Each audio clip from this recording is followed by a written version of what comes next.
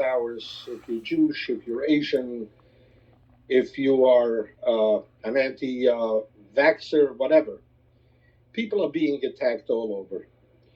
But if you take a look at the type of publicity in the last 48 hours, 96 hours on the Asians, because we call this a China virus or etc., and they're blaming Trump, is literally a farce and a joke. It is so comical that the press and the media and the elected officials are trying to literally engrave this in our brains that this is the problem. This is why the hatred is.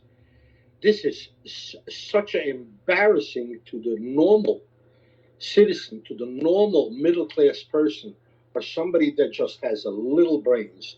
And let me give you a little breakdown. The police commissioner Shea, who should hang up his uniform in a sanitation depot, because all the medals that are hanging on his shirt, on his jacket, are literally worthless. He has become the echo puppet for this German Warren Wilhelm, Bill de Blasio, who for who knows how many months, while we were being still attacked on other issues before the pandemic, this mayor went on and still criticized the Jewish community for disobeying, from funerals to weddings to gatherings, and again, leaving alone all the other Black Lives Matters gangsters and Antifa burning and looting and demonstrating, totally ignored them. Then we got the governor. I mean, I predicted that he's going to come down, not because I'm a Novi, I'm a fortune teller, I'm not. But I knew the person. I knew him already when he was hanging out with his father in Albany. He's the meanest SOB that you want to find. And now you can see the real Andrew Cuomo, not only against the Jews, he's a hating person. Hates just about the entire world, owes it to him because either he's a Cuomo or because he's an Italian mafia gangster. But now, on the Korean boycott, this Commissioner Shea said, oh, we're going to put out decoys. How are you going to put out decoys? I'm not trying to be sarcastic. What are you going to do? You're going to make yourself look Korean? You're going to make yourself look Chinese? What are you going to spread your eyebrows? I'm serious. What does it mean, a decoy? But in the 1970s, while the Jews are being attacked on Raw Street, between Lee Avenue and Division Avenue, there were 3 apartment houses full of gangsters. Deja Besmedrish is on Lee Avenue corner Ross. And we insisted the cops dress as Hasidim. And they came Friday night, we put them on a Schreiner and a Beckicher, and they walked Raw Street. And they were attacked. And sure enough, 1, 2, 3 were arrested, 4. Now they didn't know who was Jewish and who was a cop. The same thing happened on Haywood Street. There were burglaries Friday nights in basement parlors. There was a gentleman, Mr. Klein, who lives there, and still lives there, who gave up his apartment and told the cops to do the regular system, leave the candles on the table and the candelabras, etc. And the cops hid in the basement parlor. Sure enough, burglars came, and they were arrested. That was the type of decoys. But while the Chassidim were being arrested, you didn't hear this. You didn't hear the cops say, we're going to go decoy as a chassid, or we're going to go decoy as a Jewish woman.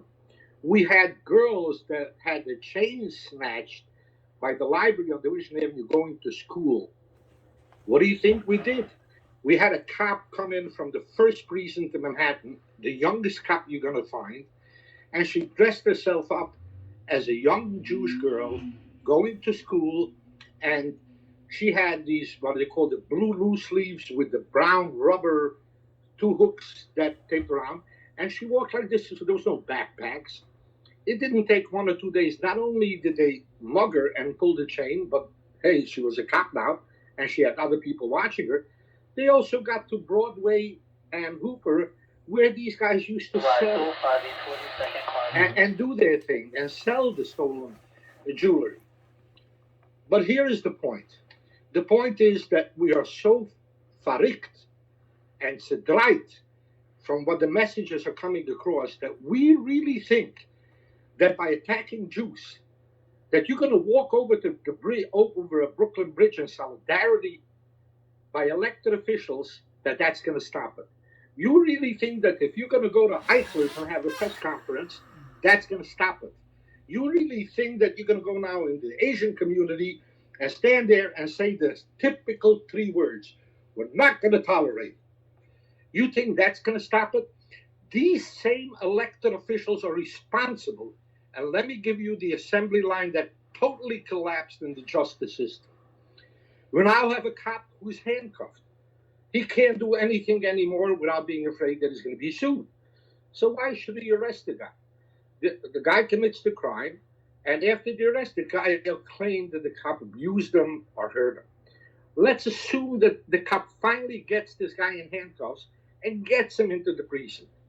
You got to be really, really lucky that District Attorney Gonzalez prosecutes the case and doesn't really screw it up like he does all of them. And if he finally gets to the judge, now we have a judge that's appointed by one of these two criminals, the Blasio and Cuomo. May they expire for the high holy days of Via Caputa for Claudius Rule, that the judge is not going to release him. And if the judge doesn't release him, like we have all seen, repeated offenders are committing these crimes. So what are the, and this is all because of prison reform, this is because of bail reform, etc. And these same guys have the chutzpah, the audacity to come and march that they shouldn't attack me. You just voted to release the criminal. Yeah, what are you here for? Mayor de Blasio even takes credit. If you remember in the summertime, he says we are, quote, we are safer because nobody's in jail. The least amount of people in jail since World War II. Meshuggah. Right. And then he comes and he takes credit for it too. I mean, where have we gone? And then we have people in the Jewish community who have fallen along with this cancer. Yeah. Another press conference. I don't know what comes first, the chicken or the egg. No, not the chicken or the egg, holding a box of matzahs and then telling you to vote. I don't know if it's the box of matzahs or it's the crime or the press conference. But they're desperately waiting already. They don't know anything. They don't know nothing what to do. And if I see an elected official after an attack, I would ask him a simple question. Get your butt out of here. You voted for the release of this criminal and hundreds of others. What are you here for? So my suggestion is, and I know, and this is directly to the commissioner and to the mayor, there is going to be a way. We're going to go back to our old days. And one of these thugs that you claim he is mental will become mental. And we'll send him or her back in a gift-wrapped box. And it is going to happen. It's either going to happen because we are insane after the attack or self-defense. But these two gangsters, the governor and the mayor, they're walking around 24/7 protected. We, the citizens, don't have that luxury. All we have is them standing in front of a mic, and don't get in between them, between the Kenton press, and blame the media, blame the elected officials, blame from the top on down all these left-wing liberal Democrats who have not only destroyed the city, the state, and the country, and it's going downhill, but our Jewish leaders as well. Election time is coming. Almost every position is going there. I'm telling my friends in the Jewish community who want to listen to me, don't go out to vote. Because there is two poisons and you have to eat one, no. You don't want to poison yourself. It's not a question of, well, one of them is going to win. No. That crap is out of the picture. They're both poison. The question is which one is going to kill you first. Even in Auschwitz, they didn't eat poison. They made sure either they fasted or they ate a rotten potato, but not poison. So if you're going to be fed poison by your leaders, tell them to eat it first. And if it tastes good, then you eat it. Oh, what's your prediction with Mayor de Blasio's new chop of putting a bicycle lane on the Brooklyn Bridge to reduce congestion? I mean, do you see what the traffic is like when nobody's working. It's a pandemic for the last few months, and they're making now the pandemic out of nothing. The traffic is already like a mile long during rush hour. Can you imagine cutting another lane? And then this idiot says, "Oh, we got congestion pricing." I mean, what's Well, your... why we're talking about people being attacked, people dying from COVID, and government doesn't even know if they actually died of COVID or not, but they're dying of heart attacks. They're dying from the Uh, shots now. They're dying from the shots I now. don't care if every biker on this bike jumps off the bridge. That's secondary at the moment. What's really at the moment is important is that how far this has come, and it's not a, these criminals are not going to stop. They can spot a weak victim, a woman, or a chassid, or an Asian old lady, or a black old person coming out of a check cashing who just cashed his retirement check. They're going to continue doing it. But if you're not going to put them away, I'm offering, and let this go public, I'm offering $100 to any organization, nonprofit, that Eric Gonzalez wants me to give if you can show to me one person that's in the system or how long served in the system of all the bias attacks against the Jews in 2019 and 2020. For every one of them that he's going to prove that is in the system or was in the system for a month or two or three, $100 to each, for each one of them. And he's not going to find one of them. So here he goes around parading. I can't go into this matzah bakery for cleanliness reasons. But all of a sudden, these elected law enforcement criminals can walk in because he's running for office. And we have a Jewish leader who decided, I don't care about the Jewish community. Let me get a photo up. I hope your photo one day ends up in a post office with all sides of you.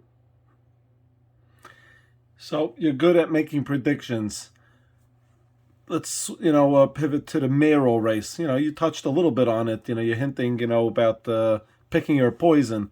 But what's number one, the love affair that a guy who's against Metzitza B'Peh, a guy who's against education and a lot of things that the Jewish people stand for, all of a sudden is being backed by Jewish leadership. What is going on? What, because he held a matzah box? We have our Jewish leaders who have been poisoned by the government funds that they're getting are poisoning us as well. They're poisoning the community. If a guy thinks that getting a parking space on Wellemout is reason enough for the guy to become mayor, let me tell that guy, you won't need the parking. You won't know why? The first night they're going to park, they're going to steal your car. So what's the purpose? And if they're not going to steal yours, they're going to steal mine. Because they're dealing, they have given the criminals a bigger upper hand and more support, that they have given support for law enforcement, police department, and law-abiding citizens. Blame, from my end, yes, they're the elected officials. Blame the Jewish leaders. From here, all over the city, they have become money blind. They don't have to wear masks. They have to wear dollar bills on their face.